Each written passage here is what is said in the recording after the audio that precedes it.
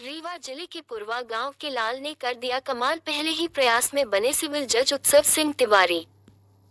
पुरवा निवासी निर्मला महेंद्र सिंह तिवारी परिवार के सपूत उत्सव सिंह तिवारी ने अपने पहले ही प्रयास में छत्तीसगढ़ न्यायिक सेवा की परीक्षा पास कर सिविल जज बन 12वीं रैंक प्राप्त कर संपूर्ण विंध्य प्रदेश को गौरवान्वित किया है।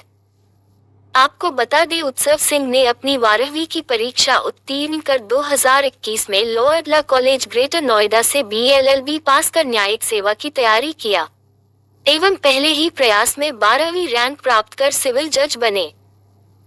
उनकी बचपन से ही यह आकांक्षा थी कि न्याय के मंदिर न्यायपालिका का हिस्सा बन न्यायदान में अपना योगदान दूंगा एवं पीड़ित मानवता की आखिरी आशा न्यायपालिका की सेवा कर नई ऊंचाइयों में पहुंचाने का संपूर्ण प्रयास करूंगा।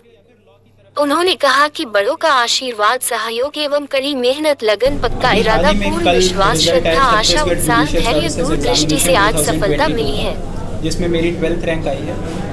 और मैंने अगर स्कूलिंग की बात करें तो मैंने स्कूलिंग तो रीवा से की, sacred heart convent school Rewa Madhya Pradesh. उसके बाद मैंने Lloyd law college greater Noida से अपना ग्रेजुएशन BLLB में पूरा किया और उसके बाद मैंने जुडिशियल सर्विसेज की कोचिंग ज्वाइन की और फिर रिज़ल्ट अभी आया कल।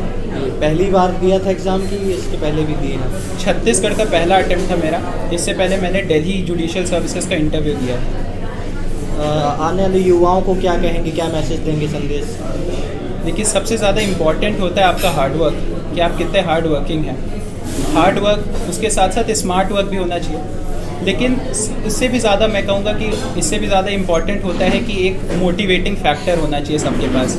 अगर वो मोटिवेटिंग फैक्टर है आपके पास तो you can achieve what ever you want. और मेरे मोटिवेटिंग फैक्टर थे मेरे मम्मी पापा, मेरे भाई, और साथ में मेरे कुछ लक फैक्टर्स भी थे जो कि मैं कहूँगा। और मैं लक फैक्टर्स का श्रेय देना चाहूँगा अपने दोस्तों को और मेरे जितने भी कलीग्स थे जिन्होंने मुझे काफ़ी सपोर्ट किया। अब युवाओं के लिए मैं कहूँगा कि आप हार्ड वर्क करें, आप मोटिवेटेड रहें, आप डाइवर्जन से दूर रहें, सबसे इम्पॉर्टेंट है वो। और सबसे ज़्यादा इम्पॉर्टेंट होगा कि आप डिसिप्लिन रहें।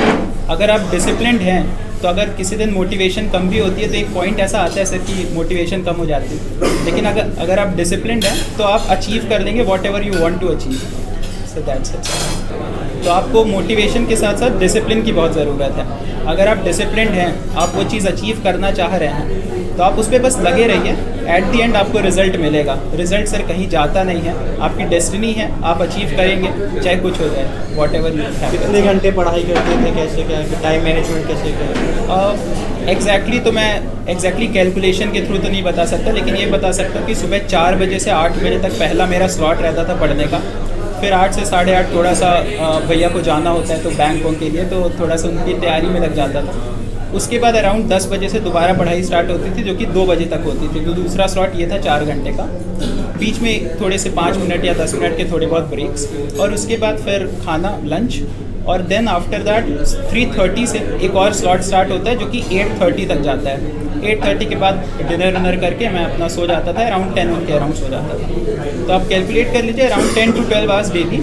और मैं कहूँगा कि वैसे ज़रूरी नहीं कि आप 10 to 12 आवर्स डेली पढ़ें, ज़रूरी है कि आप टच में रहें बुक्स के साथ। आप बुक्स का टच ना छोड़ें। हो सकता है किसी दिन आपको किसी रीज़न की वजह से आपको कम टाइम मिलेगा, 2 घंटे मिलेंगे, 3 घंटे मिलेंगे, लेकिन आप टच ना छोड़ें। अगर टच है तो आप अचीव कर लेंगे। क्षेत्र में आने का आपका कैसे?